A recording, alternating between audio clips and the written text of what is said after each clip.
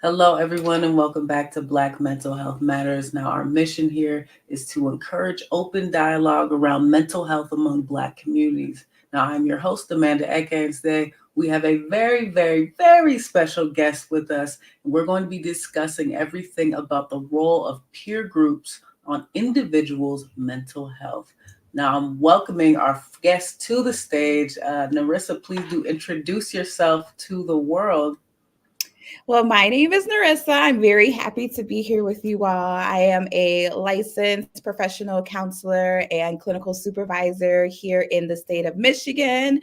I'm also the founder and director of Black Girls Crowned, where we are doing the same thing that we are promoting here today. We are in promotion of destigmatizing mental health and mental health treatment within the Black community. So I am so excited for this conversation in regards to how our peer groups really influence us, because I do believe that definitely is very important, especially in the Black community. Once again, community, super important. Absolutely, Narissa. And you know what they say, show me your friends, they show you who you really are, right? So we have Yeah. a lot of those sayings, but let's kind of dive deeper what those things mean, right? Now let's first Mhm. off start. What is a peer group? For those that don't know, or for those that maybe think they know, what really is a peer group? So, really, a peer group is simply your village, the people that you are around, whether it's on a day to day basis. Some of us can put our peer groups into different categories in regards to like friendships. So, we might have those close friends that we really share a lot of personal information with. And of course, there's intimate relationships as well, which is like more romantic. But then we also have acquaintances and then strangers too. Like strangers can also be a part of your peer group. It's really just about the people that have a lot of influence within your life, intentionally and then unintentionally. Our village really helps to support us in so many different ways. But then, of course, there can be some negative effects where they're not supportive, which can also affect our mental health as well. So really our peer group, especially for kids, it's usually the people that, they go to school with, whether that's the actual children or even the teachers, their coaches, different things of that nature. And then of course for adults, our peer groups can include people not only in our families, because of course your family is a part of your peer group as well, but also maybe old classmates that you went to school with, people that you're going to church with, that you're interacting with like on a daily basis or even periodically within your life. Absolutely, Narissa. No, that's such a good point. And that delves into my next kind of topic I really want to get into. How does one's peer group affect our individual development and health? Now, you said especially with children, friends that they have, but how does it really delve into our mental health? Those friends, family, those people that, like you said, are a village. How does that truly affect your development as a person and then also your mental health? So, our peer groups or our villages, as I'll just go ahead and continue to say, they can really affect our individual development and health in positive and negative ways.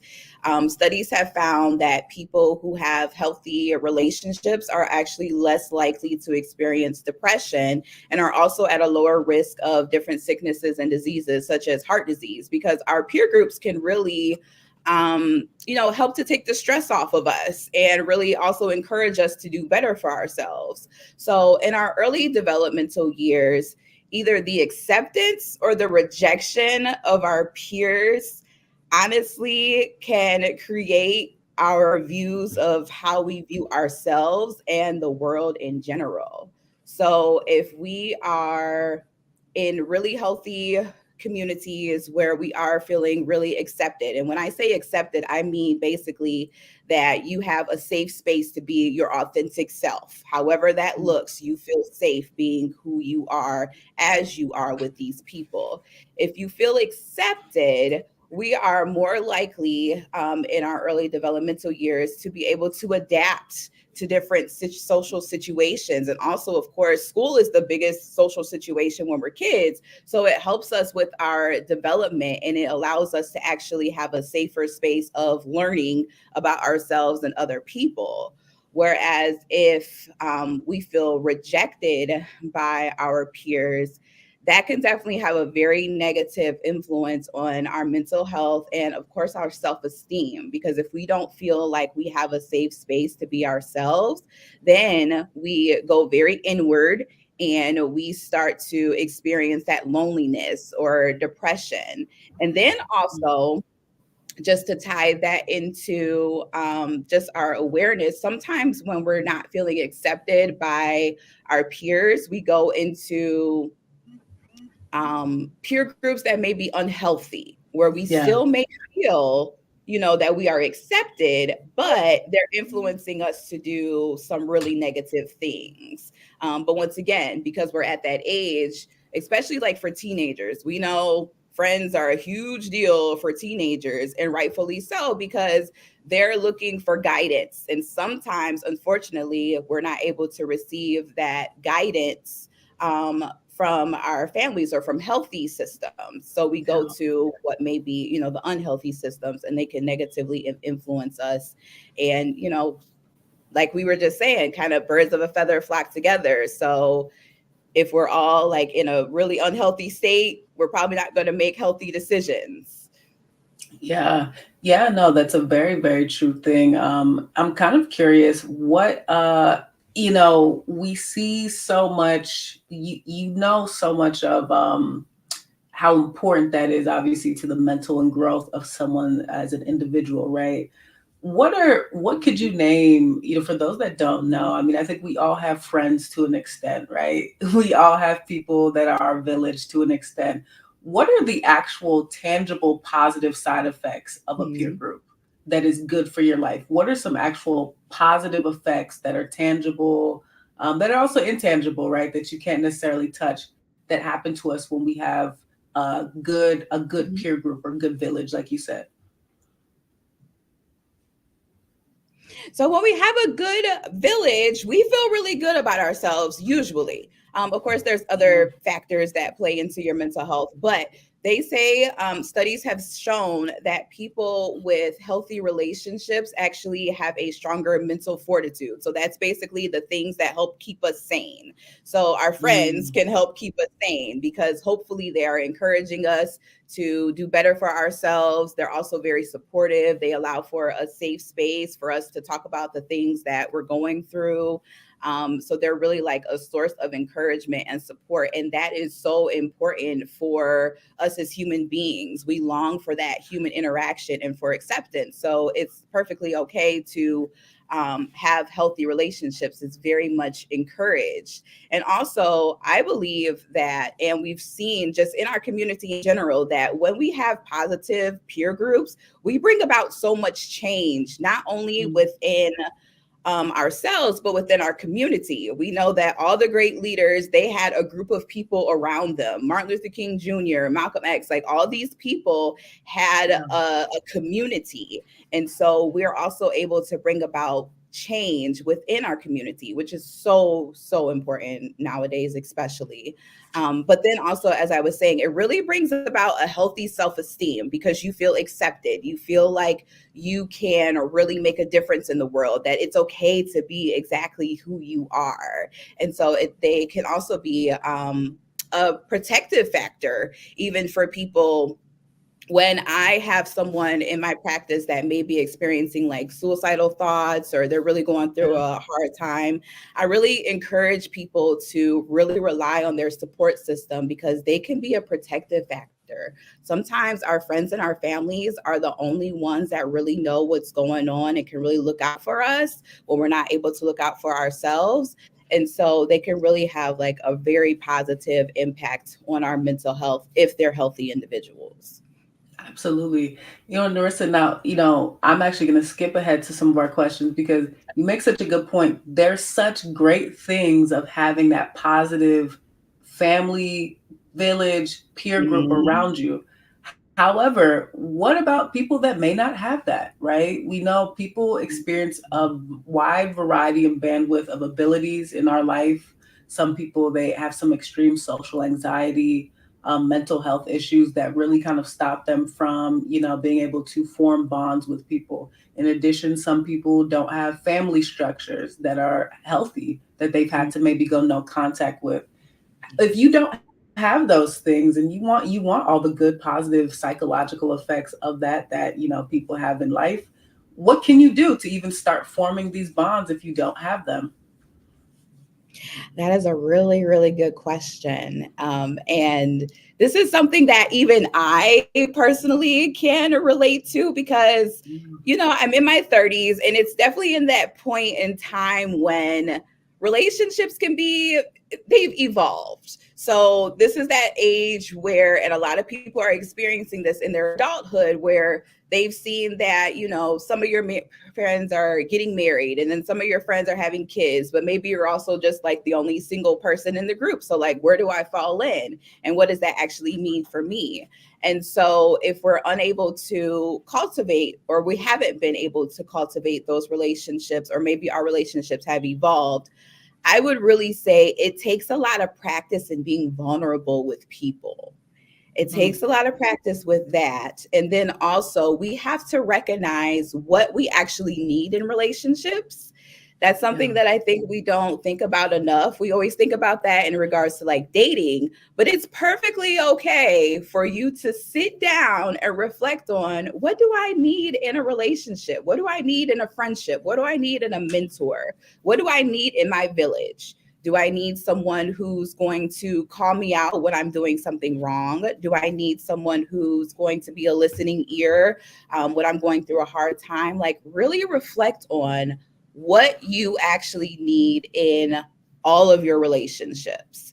And after you're able to do that, being able to put yourself out there, going to Yeah. different events that you actually really enjoy, going to the art museum, going to a pottery class, taking music, lessons, whatever you have to do, being able to cultivate relationships within those interactions can be very beneficial because you already know that that person is there probably for the same reason as you, right? So you have something Yeah. in common. Yeah, so being able to actually be very vulnerable with people. And I think that's something that a lot of us struggle with, especially post COVID. As we've Yeah. seen, we were locked in our house for a long time. It feels like we were locked in the house for a long time and we didn't get a lot of social interaction.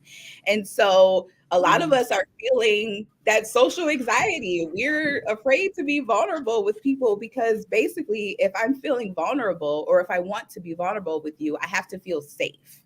And so that's Yes. also where you have Mm. to pay attention to, what's going on in your body. Because if you start to feel, a headache coming on whenever someone's calling or whenever you're going to a certain place, like your body starts to not feel good, then Yeah. that's probably not a good situation for you to be in. So we really have to pay attention to not only what's going on in our brains, but our bodies because they all work together. So we have to learn how to be vulnerable, including me.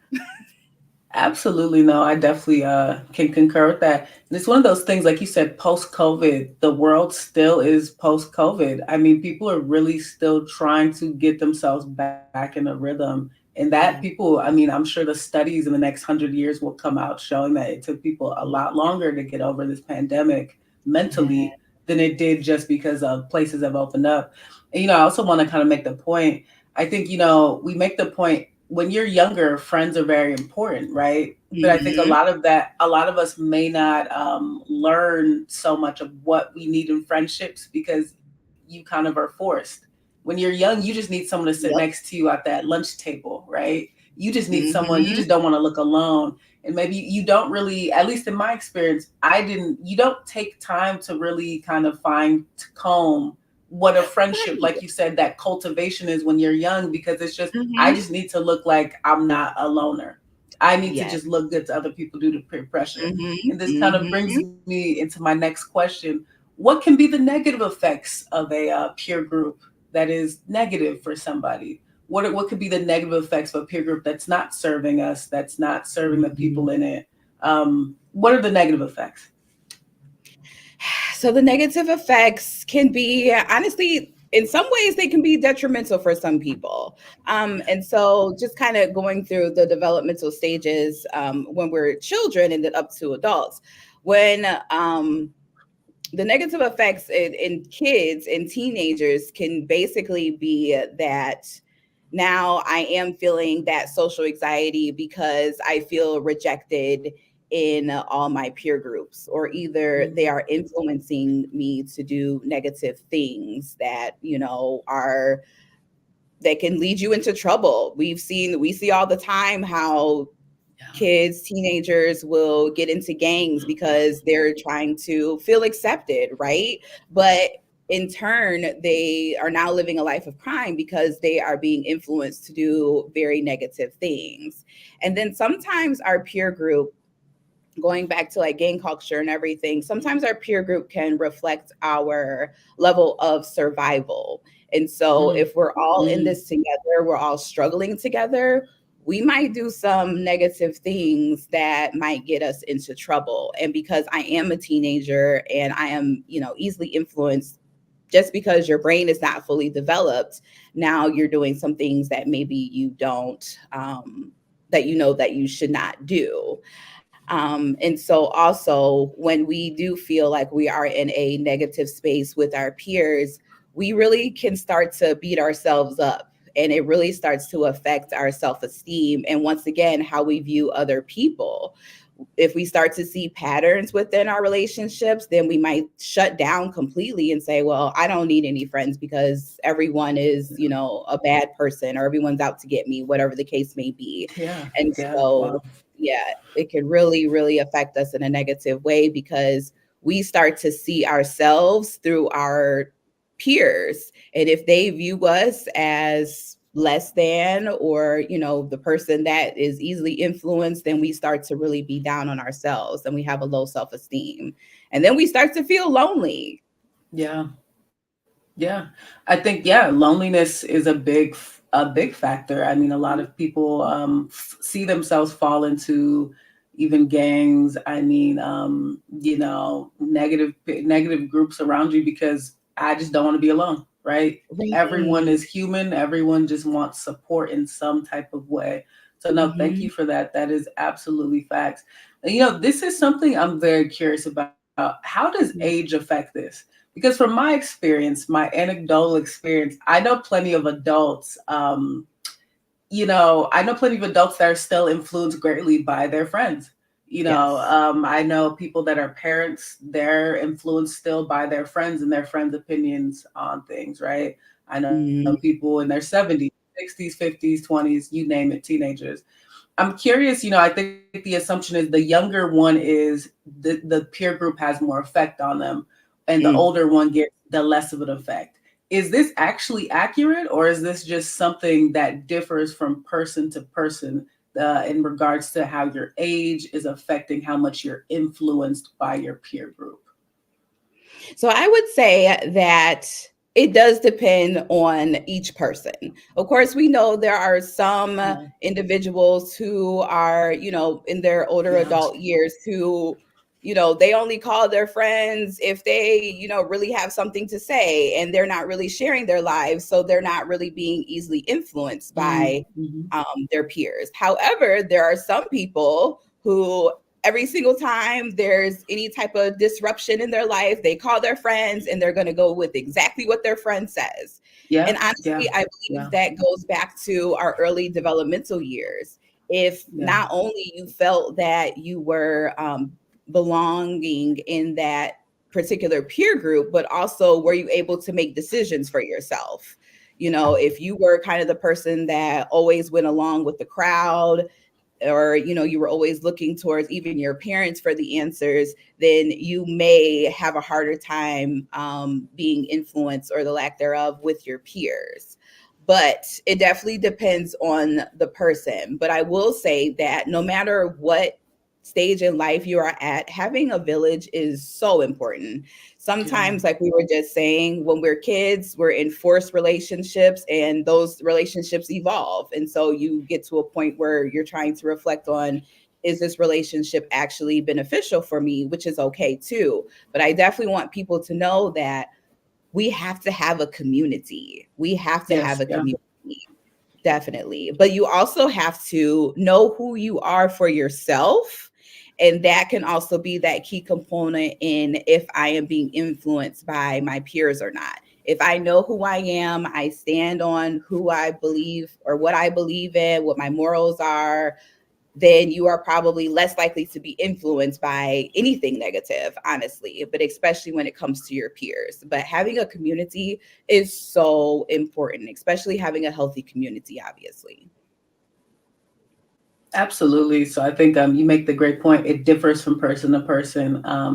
So I guess in some ways, would you say one of the best things to form the best peer group for you would be to literally just get to know yourself, finding, Yeah, building that confidence, building that foundation for yourself, so you can go absolutely. out in the world and kind of set those boundaries and, find people that also have those same values. Would you agree with that? Absolutely. You got it right on the mark. It definitely takes you being inward, figuring out who you are, and then finding other people who are also confident within themselves, who have the same goals in mind, people that you know will actually be a part of your support team, be a part of your village. You really have to get Yeah. to know yourself. Especially as an adult, that I think is really what the difference is we can, we're trying our best to figure out who we are. Whereas when we're kids, we're still in the developmental stages. We don't know what's going on in the world yet, let alone within ourselves. So, really being able to look inward and be very confident in who you are. And then, honestly, then you can start to attract people who are also confident and healthy as well. Absolutely, absolutely, yeah. And that inward journey is hard, and it's Yeah. definitely everyone arrives at it differently. But yes, I think it can be a very beautiful thing when it's all Mhm. said and done. But thank you so Right. much for that, Nerissa. Now, the next question is someone says keyword is healthy. Mhm. Absolutely, keyword being Absolutely. healthy. Absolutely. Now, next question. Let's move on a little bit. That really delves into how do we choose the best peer group for us? Like we had mentioned, building that foundation yourself to find like-minded people. But what are some other things, Narissa, that you can give some steps for folks that need that kind of what do I need to really choose the best peer group for me? What are some things I need to be on the lookout for? What is maybe a list of things? How do you choose the best Mhm. peer group for you? So I would say really sitting down and reflecting on what you actually need in a relationship, as I stated before. Really sit down and determine what are your red flags in relationships because dating is Yeah. not the only avenue that has red flags. There are red, green, Yeah. and yellow flags even within our friendships as well. So just going off of your past experiences and kind of recognizing what didn't help you to feel good, what made Mm, you feel unsafe being who you are. And because our peer group is so important in feeling that sense of belonging, we need a safe space. We know, especially as Black people, we don't feel safe in very many areas. So we definitely need to yeah. feel safe within our friendships. And so really Mm, sitting down and defining what does it mean to actually feel safe. So for me, feeling safe basically means I can be my authentic self no matter where I am, what we're doing. I can be me and I can feel okay being that way without someone judging me, without someone talking about me behind my back. So really sitting down and seeing like how can other people really feed into me, and that really depends on each person because for some people, your relationships may look like actually talking on the phone every single day. For me, I don't want to talk on the phone every single day. That's perfectly yeah. okay. But really just sitting down and deciding what you actually need in a relationship, just like we do with dating, as I keep reiterating. But then also really paying attention once you put yourself out there, you're going to different events, you're building these communities, really sitting down also and really reflecting on how do I feel around these people, like we were saying, Yes. because our bodies really tell us so many different things. If you Yeah. notice that every time someone calls you, you roll your eyes, probably a clear indication that maybe this is a relationship I have to just sit down and evaluate. Why am I getting Mm, so irritated? So once again, it's kind of like yeah. that inward journey really sitting down and knowing yourself so that your peers can also reflect how you feel within you. So really we have to Absolutely. pay attention to ourselves and how we really feel with other people, because then of course when we are adults, sometimes we do feel that, my coworkers are my best friends because that's where you're at most of the time. However, Mm, that might not be a healthy relationship. That might be one of those yeah, forced relationships, just like when we were kids, in class. So really, we have to sit down and think like, where does this person kind of fall in line within my life? Like, is this a real friend? Is this just an acquaintance? Is this just a complete stranger? How do I want them to appear in my life? How do I want them to feed into my life as well? absolutely. You make such a great point. That idea of the kind of how do I feel when I'm around them? Mhm. I want to kind of almost question that. You have Hmm. some people, they're still struggling with maybe dependency issues, Mhm. self-esteem. You have Mhm. some people, their friendships just consist of validation, right? Maybe they just feel validated by other people. What about Mhm. that other side of the spectrum where people may not be able to delineate that, hey, look, I'm just here, I'm with this person, because it's forced. How about the other Mhm. side of it where it's forced? It's not necessarily forced, it's not necessarily toxic, but it's just codependency with friendship, where it's literally just, hey, look, I just need someone to validate me. Mhm. Everyone sees friendship groups like that where the dynamics are a little bit off, right? Maybe they Right. have a friend. I see this especially with maybe in when I was like when I was in undergrad, I'd see groups of guys where it's just one guy's just getting roasted 24/7, right? Even groups Right. of girls where it's just people are just joking on them. And you can tell it's just maybe some friendship groups are based around validation, right? Mhm. Where do you kind of how does someone recognize that? How do you recognize that in that non-healthy dynamic? So I think that can definitely be really difficult because once Mm, again, we want to feel like we belong and we want to feel accepted. We want to have people that are around us, and it can be really difficult if we notice that, maybe they're picking on us more than others. We're, trying to figure mm, out how this relationship, like what I'm actually getting out of this friendship. Is it a place of codependency where I am trying to just feel validated? And once again, I think that'll also take not only your own healing journey, but also recognizing like how often do I have to stand up for myself? Like, yes, yeah, yeah. am I really having to speak up for myself too often to where it feels like someone's really picking on me? Because once again, your body knows when you don't feel good. Your body knows when you are, having these adverse reactions to other people. And so we really Mm, have to pay attention to patterns as well. That's what I was going to say. Paying attention to different patterns that people are exhibiting, and then also trying to really figure out what am I getting from this relationship. So it takes a lot of evaluation, because in the situation like you were just describing where we're seeking validation, we have to ask ourselves, why am I seeking validation? Like, what am I missing from myself? Because if we're seeking validation from other people, a lot of times that's because we don't feel adequate enough on our own. So we might need to really feed into ourselves in different ways, because we don't want those codependent relationships where we're relying on other people for things and, vice versa, or we're enabling each other. Every relationship should be interdependent, which means we can be ourselves just collectively. absolutely. Absolutely. No, I love that. Yeah, these are all things, such great tips and great things to keep in mind. Now, what are some signs you maybe could give us that are signs of a toxic peer group, signs of a Mhm. toxic village? What are actual, let's say, these red flags to look out for, or better yet, salmon colored flags that are about to turn red that folks are That's on a the good one. lookout I like for? that. Yeah. What are some signs I of like a it. toxic village or a toxic peer group that you could describe? So, one of the things I want to point out are people that are unsupportive.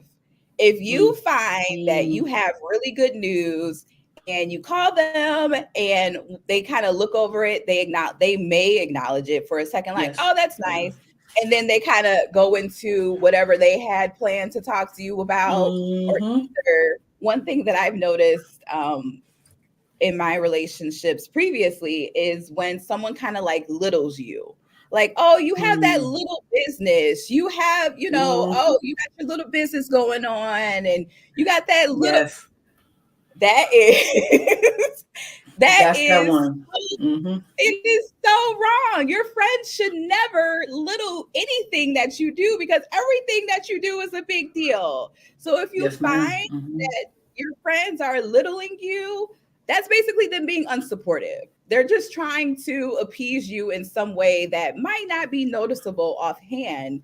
But it's like, why are you littling me? Why are you just kind of saying my little business and my little this and my little that, your little house? So really recognizing, like, who's being supportive? Who are the people that I can call when I got good news, not just when I have bad news? Because there's some people who they want you to call when you're going through a hard time because maybe they want to gossip. So that's also another red flag. Are Good people one. that gossip? Because honestly, if they're gossiping about somebody else to you, they're probably gossiping about you to somebody else. And we have to be very honest about that Mm-hmm. within our relationships, because there are some people who feed off of the negativity. And Mm-hmm. so we have to pay attention to that. That's definitely a salmon colored one. But then also one sided relationships too. If you feel that you're always the person that calls, you're always the person that schedules interactions, that seems like a one sided relationship. And that can also be just something that maybe you just sit down and you talk about, right? But Yeah. at a certain point, after you've talked about it, you've evaluated it, then it might be a time to say, like, okay, do I actually need this relationship in my life as well?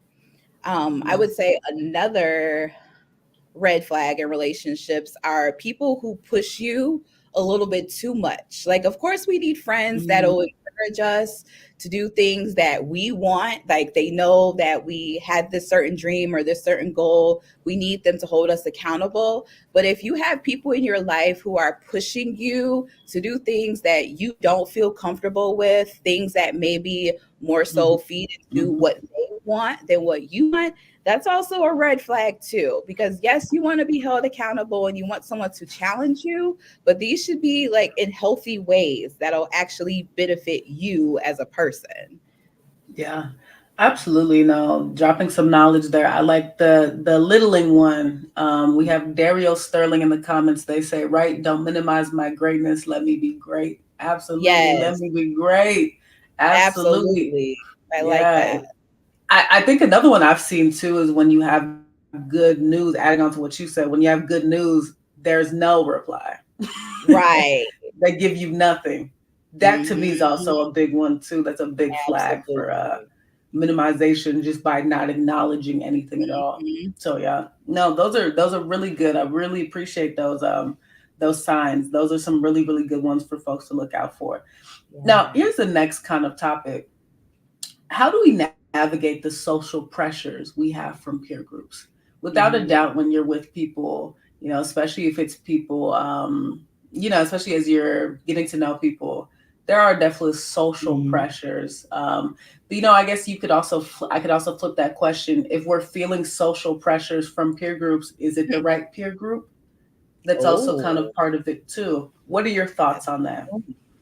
That is a really, really, really good point. If you find that you are being pressured, like we were just saying, especially too often, but really, I want to say in the first place, especially as adults, Mm, right? If you're yeah. feeling pressures in a negative ways from your peer groups, I also ask the question, is this the right peer group for you? Is this Mm, actually a healthy peer group?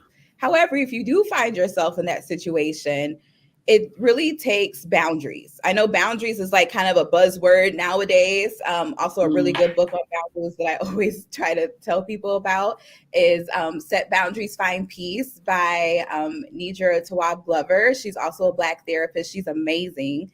But really setting those boundaries, because you don't want to do anything that goes against your morals and your values and who you actually are. But sometimes we have to sit down and we have to tell people, like, if you do such and such, then this is what's going to happen, and actually following through with whatever the consequence of those boundaries are. And then also you have to stand up for yourself. I know this is something that a lot of people struggle with, especially within their peers, because they feel like, oh, well, they're my friends, they know what's best, or, maybe you're feeling that social anxiety, that timidness a little bit, but we have to really advocate for ourselves, because for some people, they may not necessarily be conscious of if they are pressuring you in a negative way. I know that might sound odd, but there are some Yeah. people who don't recognize those type of things, right? Like, common sense is not common. It's only common for our experience.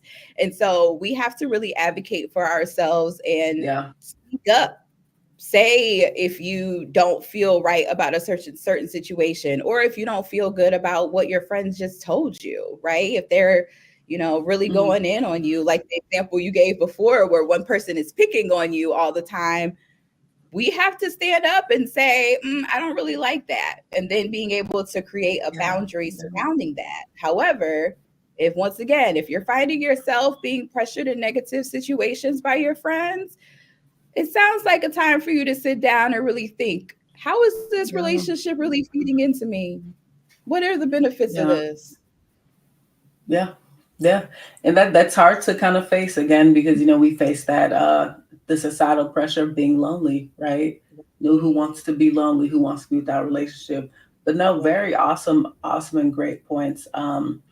Now as we're now kind of wrapping up, I'm just so curious, how do we kind of mentioned this earlier in the conversation, but what are some kind of maybe red flags versus, or actually not red flags, but green flags? How can we start forming these bonds? What are some green flags to kind of keep going at these bonds, right? We kind of compared it a little earlier to a romantic relationship. There's, Mhm. oh my God, a billion books out on the green flags to, keep going, and from dating to relationship to, further steps. What are some of those green flags for peer groups and friendships? And obviously those peer groups and friendships, that village is also with family members, right? What are some Right. of those green flags that we can kind of be like, all right, this is a healthy space for me to continue to step in and stay in? Mhm. So I would say definitely one of the green flags are people who encourage you, people who uplift you, whether Mm, you're going through a hard time or a good time. Really, yeah. people who can help lift you up and help you to feel really good about yourself. And then, kind of reiterating what I said before, a green flag is being around someone who helps you to feel safe, that you don't feel like you have to put a Yes. mask on. I know in Mm, society, as Black people, we feel like we have to put that mask on every day. We have to put that mask on at yeah. work. We got to put it on at school. We got to put it on at the store, because we don't want to come across as aggressive or whatever these, stereotypes are. But your peer group should allow you to feel safe being exactly who you are at any given Mm, point in time. But also, another green flag is someone who holds you accountable. Like, if you say that you want to accomplish this goal and the time comes up, you should have friends that not only cheer you on throughout the way, but who also remind you of what your yes. goals and dreams Yes. really are. That's super important, especially as Yeah. adults, Yeah. Mm, because we got so many yeah. different things going on. We need our cheerleaders. It's so important to have someone Yeah. to hold us accountable and to really cheer us on. So I would definitely say that's definitely another green flag. And then also, we want to be around people who are like minded. Of course, we're not going to agree on every single situation, but they should be someone who, have a few things in common, whether it is just, you know, we do certain things together, but you want to have like-minded individuals around you, somebody who, Yeah. you can do activities with, something, depending on what level of friendship you guys are at, you want to feel comfortable just doing those things together with that person. So really having someone who, I would say the number one green flag is someone who helps you to feel safe, and someone who's going to be your cheerleader, because we need that so much. Absolutely. Absolutely. We reading some comments. This is from an individual named Aset. That's the whole point. In Dutch, French, Spanish, we have two words for love. In English, we can see it as to love and love. To love comes with a preference, and love is a way of life. Absolutely, Yeah. it's a way of life forming these bonds, and it's something you're going to learn and continue to learn and unlearn for the rest of your life. Um, Yeah. so, as we're wrapping up, my last question for you is this: what is the most important thing to remember as we are part of our villages, as you say? One of the most important things, as I keep reiterating, is knowing yourself. It's okay Mm, for you to know yourself and to create relationships surrounding who you are today. And then also another thing that comes up for me in this question is it's okay to establish boundaries with your friends. Sometimes we feel like, "Oh, I've been friends with this person for 20 years. It's too late to create a boundary. It's too late for all." No, it's never too late to create a boundary because those boundaries help you to feel safe within your relationships. So it's mm, perfectly okay if you have to set that boundary. And then I also want to reiterate it's okay to make new friends too. I know it's yes. super hard as an adult, and we may have some relationships that have carried over through our lives, but you don't have to stay stuck in your relationships. You can create new relationships. You can practice being vulnerable and cultivating new connections with people. It's perfectly okay if you're 60 years old and you just found a new friend that actually just adds on a little bit more joy to your life. So it's okay. We can't do this by ourselves. We're not supposed to. Have a village, have a community. Absolutely. Love that. And I think that's a perfect way to end our stream today. Nerissa, you have been awesome. You dropped so many gems. Thank you Thank you. so much for joining us on this very, very special episode of Black Mental Health Matters, Nerissa. Now, Thank you. before we end officially, I want you to announce any social media tags, any websites. Where can we check out your amazing corporation, your amazing organization, and all the good work that you're doing for our community? Well, I first want to say thank you so much for having me. I definitely enjoyed this topic. You all can follow me on Instagram at BLK Girls Crowned. I want to emphasize the ED at the end. And then also on Facebook, we're on there as Black Girls Crowned. And then, of course, I have a website, www.blackgirlscrowned.com. Absolutely. All right, y'all. Narissa's details will be in the recording of this stream that you can check out YouTube, LinkedIn, as well as some of our other pages. Now, again, a big thank you to Nerissa, and thank you all for watching today. Thank you for tuning into Black Mental Health Matters. Now, to support our show, please visit bmhm.org. Again, that's bmhm.org. For the latest conversations on Black mental health, please join us next week, same time, same place. Goodbye, everyone.